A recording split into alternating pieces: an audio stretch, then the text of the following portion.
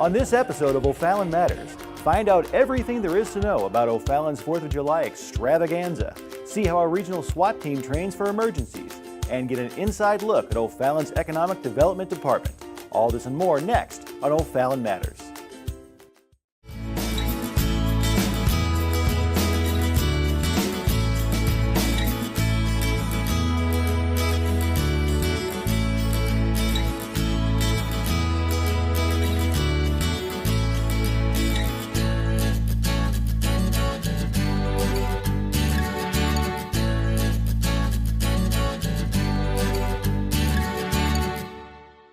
Welcome to this episode of O'Fallon Matters. 5 St. Charles County charities just received a gift that will make a difference in our community for years to come. Here's a story about partnership and giving. St. Charles County continues to grow and prosper year after year. But for many residents, prosperity is a dream. According to the latest U.S. Census Bureau data, 6.3% of St. Charles County residents live in poverty. Every year, the mayors of St. Charles County unite to fight poverty by raising money for local charities located throughout the county. In fact, the Mayor's Charity Ball relies on support of our community and the generosity of corporate sponsors. And this year's Charity Ball was a huge success. The night was filled with smiles, dancing, delicious food, and best of all, giving. The St. Charles County Mayor's Ball's purpose is to help 501(c)(3)s, which is non-for-profit organizations, do stuff to their charities to help the less fortunate. In 2017, 5 charities were chosen. The official handoff took place at O'Fallon's Municipal Center, where the mayors of St. Charles County jointly announced over $80,000 in contributions. To our recipients, congratulations. I know you're very excited to see what's inside these checks here. So we do want to thank you for coming. The first recipient was First Step Back Home. They offer temporary housing solutions to the homeless and working poor of our community. Well, we had asked the Mayor's Charity Ball group to fund us for another mobile home here in the O'Fallon area, and that's what this check will be used for. Right now we have 6 mobile homes in one park, and this will add a 7th. The second recipient was Our Ladies Inn. This program offers an emergency residential maternity home and aftercare for homeless pregnant women and their dependents. It was very exciting. This was our 4th try, I believe. And we work collaboratively in St. Charles County with so many worthy agencies, so I can't even imagine how difficult it was to choose the winners. So when we were one of those chosen this year, we were very, very thrilled and felt very fortunate. The third recipient was the Salvation Army. They offer St. Charles County families emergency shelter services. Our beds in our shelter are about 25 years old and being slept on night after night for 25 years. They're starting to show their age, and so we're looking forward to buying some new beds, making some more room in the rooms we have at the shelter because they're very tiny, and hopefully being able to support the homeless population here in St. Charles County for many, many years to come. And the fourth recipient was the St. Charles YMCA. Their mission is to put Christian principles into practice through programs that build healthy spirit, mind, and body for all. We have the money plan. We provide a before and after care program called Y Club, and that's where the children can come to our program before school starts and after school starts. We will feed them a healthy meal. We have healthy meal options, and we'll give them structured activities so kids don't have to be alone at home when mom and dad are at work. The final recipient was Catholic Family Services. They strive to serve all who require or seek mental health and psychiatric services within their office locations, parenting groups, and school partnership programs.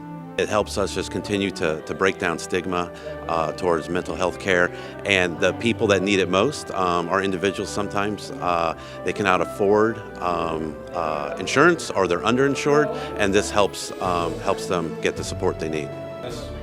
In the end, it's good to know that all the mayors in St. Charles County work together for the betterment of our community. And thanks to everyone who worked so hard to make the 2017 Mayor's Charity Ball a night to remember. When St. Charles County has a life-threatening situation, our regional SWAT team is there to respond. OFallonTV's Brett Figgis has this story. For everyday crime, O'Fallon's dedicated police force is on the job, patrolling our city streets, watching over our homes, and serving our community. They're our first line of defense against criminals, and they're backed up by specialty departments like the Detective Bureau and the Canine Division, which help them solve crimes affecting O'Fallon residents.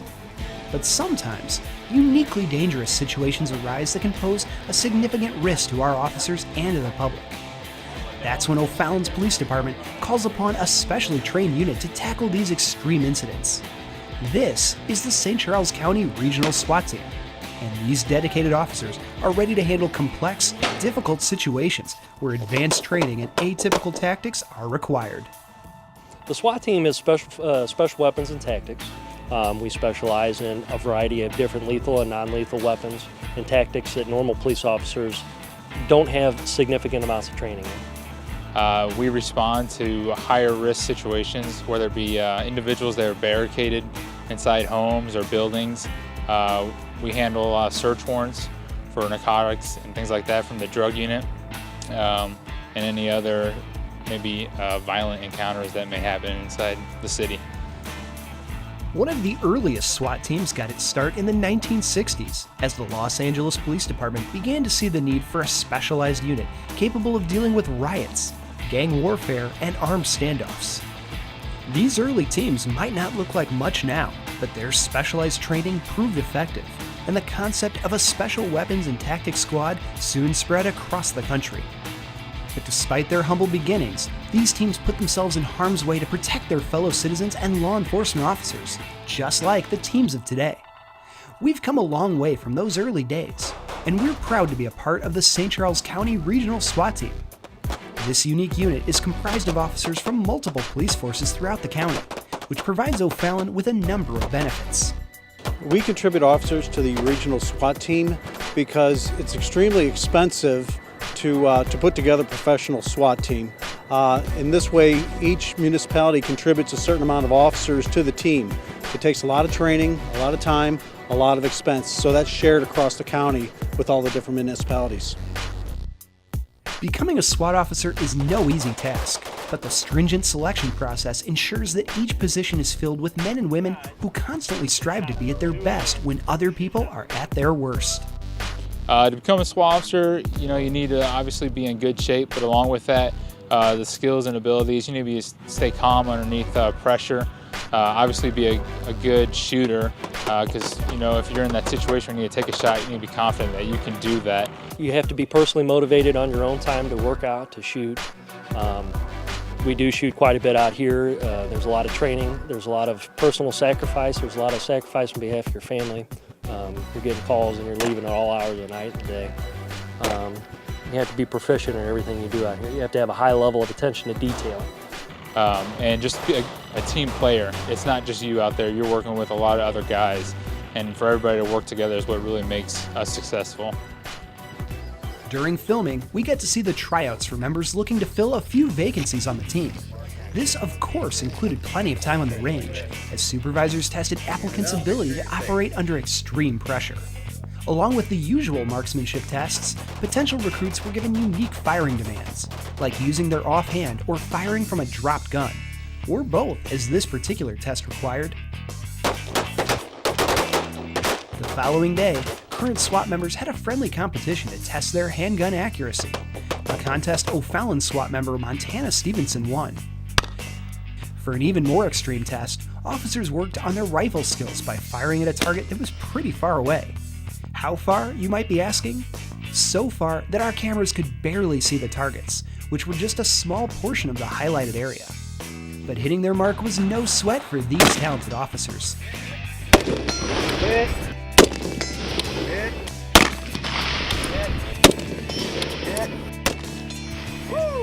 We also got an inside look at the tactics side of the Special Weapons and Tactics team, as they practiced breaching a building during a tense standoff. This live fire test includes movable targets and different scenarios, ensuring the officers don't know what to expect once they're inside.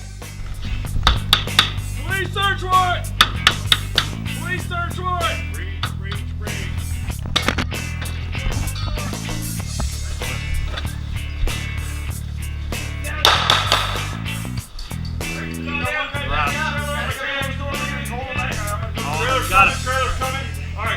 It takes a lot of training and expertise to ensure these officers make the right decisions when they're operating in dangerous situations.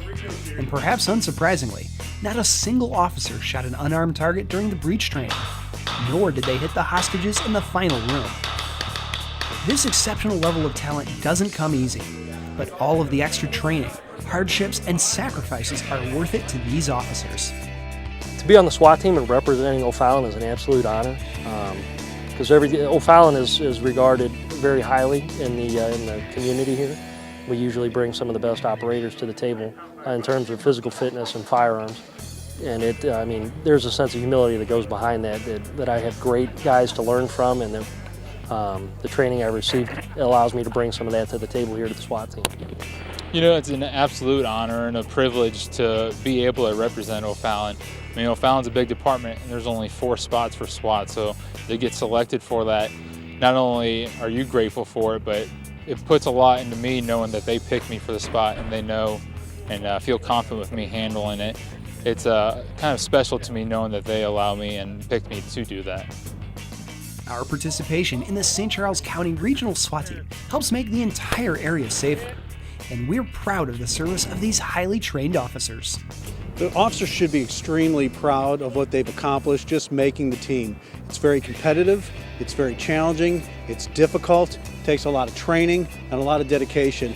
We're proud of all of our officers, we're proud of the entire team. It's an exceptionally professional outfit.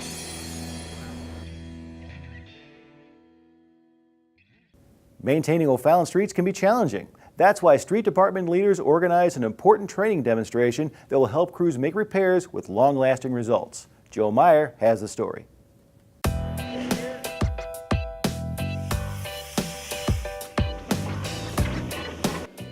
As O'Fallon gets into the construction season, a new multi-year effort to renew the city's aging infrastructure is underway.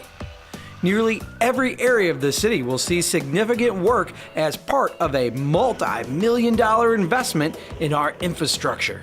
With this Renew O'Fallon program that we got started up this year, the City Council and the Mayor has allocated increased levels of funding so that we can do more to serve our residents. For example, this year in 2017, we're doing almost $4 million worth of concrete repairs to our streets. O'Fallon's Public Works Division just held a 2-day training crash course on new ways to improve our streets. The City of O'Fallon is looking for better ways to repair our streets, to have better, more higher quality repairs done and more efficiently. So what we did was we brought in experts from around the country that have been doing what's called a concrete partial depth repair. Steve and his engineers called on Daniel P. Frentres of the Aggregate and Ready Mix Association of Minnesota to teach our guys a lesson in partial depth patching.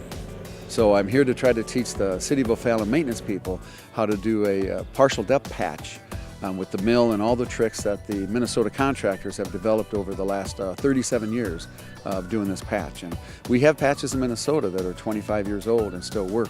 So we look at this as a permanent fix.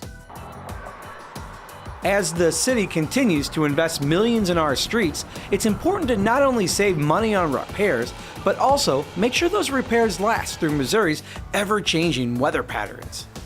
These asphalt patches they've been putting on this road here, they last about 7 to 8 years, and then they got to come back and redo it again, labor for the city. This patch that we put in today should be here for 20, 25 years. So the crew doesn't have to come out and rework on that particular joint. And so they'll remove these asphalt and put this in here as permanent patch, and they'll go to more deteriorated areas and they'll just do the concrete patch and make it last. The cost of doing this type of repair is about 1/10 of the cost of replacing an entire slab. Oftentimes people want an entire slab replaced, but the cost to do that every time would be prohibitive So we got to make the money go as far as we can. So this is a good way of doing that. During the 2-day course, our crews were able to do hands-on training right here in O'Fallon. Members of the Streets Division demonstrated how to do the partial depth patch, as other public works divisions throughout the state observed. Successful patching was demonstrated in 3 steps. First, you have to remove all the bad concrete. So you mill it out, and then we come back and hammer and chain in the hole, and we dig out the hole in the center, and we dig all that out. So first is to remove the bad concrete. Then the next step is to create a bond. And creating a bond is sandblasting, get the concrete back to totally clean and all the deteriorated stuff out of there. And then the bond is created by cleaning with a sandblaster, and then we take a grout. And the grout is 2 parts cement, 1 part water, and 1 part sand, and mixed to the consistency of like Cool Whip, or cream. And then that's painted over the whole patch area.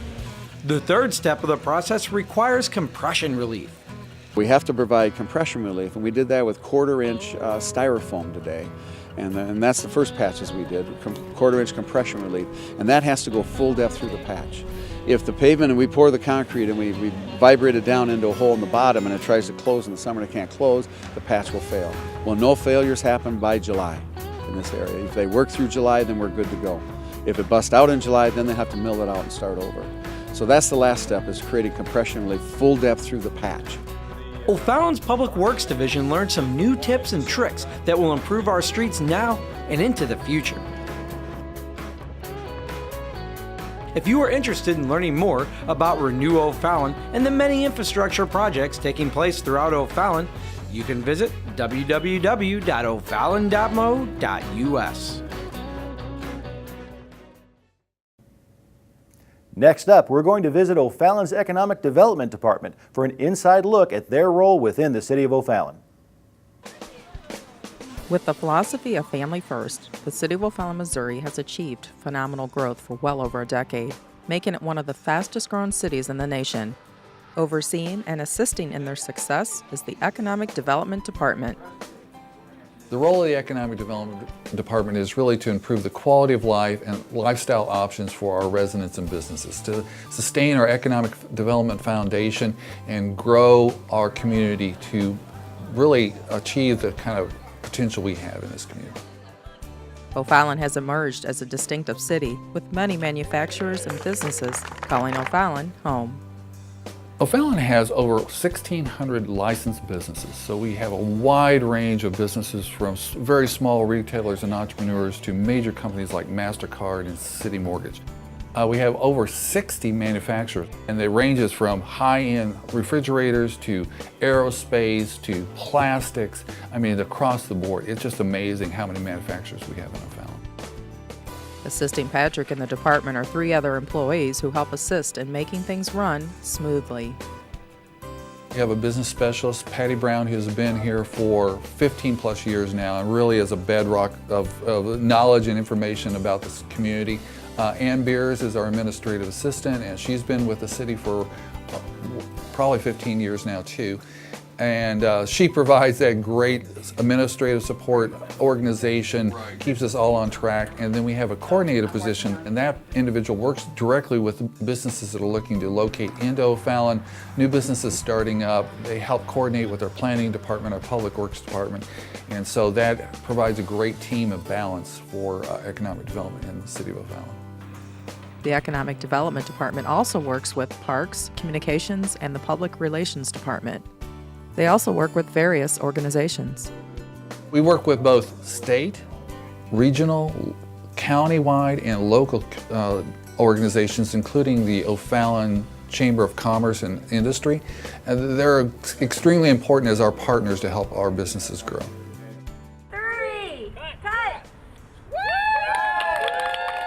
O'Fallon's population is over 85,000 and is projected to grow to 100,000.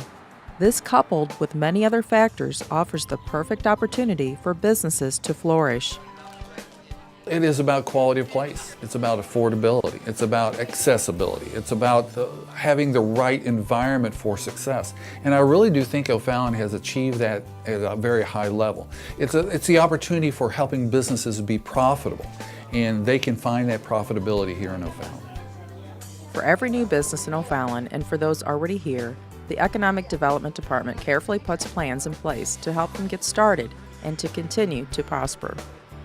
It's helping them find their path to success, and we do that through things like Keep It in the O program, where we go out and actually, through our communications department and public relations department, help promote them, videotape, put them out there to say, here's what's going on in O'Fallon. And I think that's a great and it's a unique program that we provide to our businesses. We try to make sure that they're well connected in our community, and working with groups like the Chamber.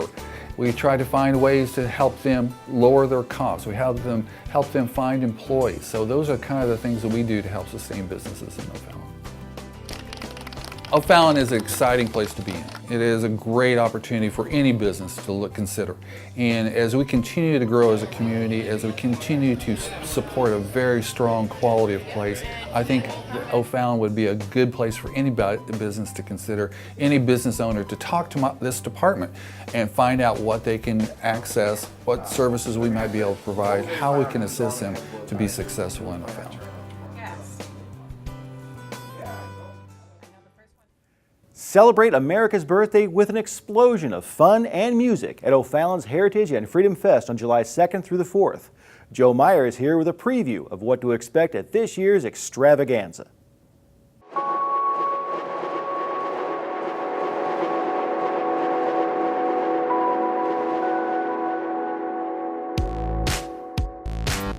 Once again, O'Fallon's Heritage and Freedom Fest will be held at Ozzie Smith Sports Complex on July 2nd through 4th. For a community that loves to come together, this 3-day celebration showcases the most important aspects of our city: family, community, and a great time. Plus, this year's national acts are sure to dazzle area festival goers. The party gets started on July 3rd with country music star Eric Pasley. He delivers a powerful punch as a renowned platinum-selling hit songwriter and dynamic performer. Pasley has written 5 #1 hits, including his own smash hit, Friday Night. The party starts back up on July 4th as our next performers kick off day 2 of our free music festival. The world classic rockers bring audiences to their feet night after night with hit-filled, rocking live performances. Songs like Journey's Don't Stop Believin' and Boston's More Than a Feeling are performed by former members of rock and roll's greatest bands, including Journey, Boston, Santana, Steppenwolf, and Leonard Skinner. Our final performance brings out Bad Moon Rising over O'Fallon as our festival headliners bring all the classics to the main stage. Creedence Clearwater Revisited will wow the crowd, playing roots rock fueled hits like Have You Ever Seen the Rain, Fortunate Son, and many more. Rock and Roll Hall of Famers Stu Cook and Doug Cosmo Clifford team with stellar bandmates to perform iconic songs guaranteed to show why they are a musical dynamo. After that last chord is strummed by the musical act each night, attendees will be treated to one of the biggest fireworks shows in the country. Named for O'Fallon's inspirational Heritage and Freedom Fest coordinator, Jenna Dusty Milkey, there is no better way to end each night at the Heritage and Freedom Fest. This spectacular show takes off at 10:15 p.m. on July 3rd and 9:30 p.m. on July 4th. Then, when you wake up on July 4th, you'll want to head over to the city of O'Fallon for the largest and most colorful parade in the area.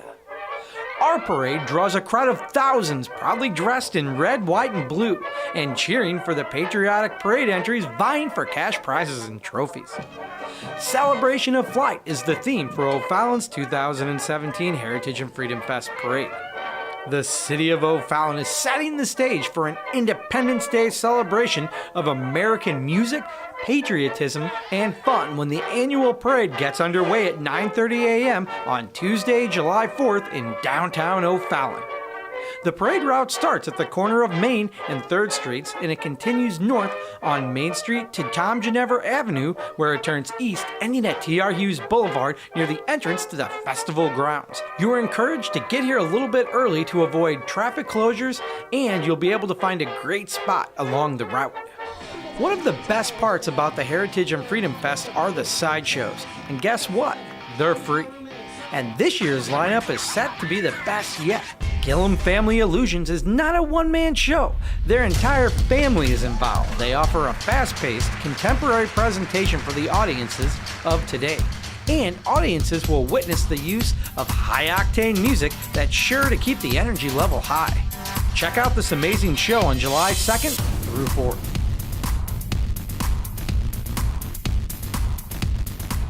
Now, at the forefront of the festival each day is the Carnival in Midway. With more than 13 rides, there's something for everyone. You'll be able to test your skills at fun and challenging games on the Midway or sample the delicious festival food. The Carnival in Midway are produced by the Lowry Carnival Company, a fourth-generation family-owned show that specializes in family entertainment.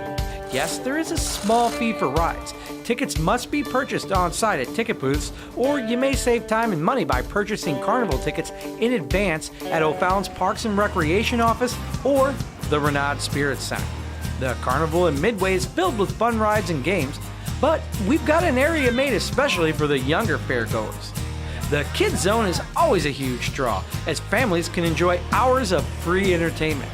Kids can burn off a little energy by taking a bounce on our giant inflatables, and then they can head over to our crafts tent to exercise their creativity. And with face painting, more crafts, games, and even live shows, there's really no end to the fun.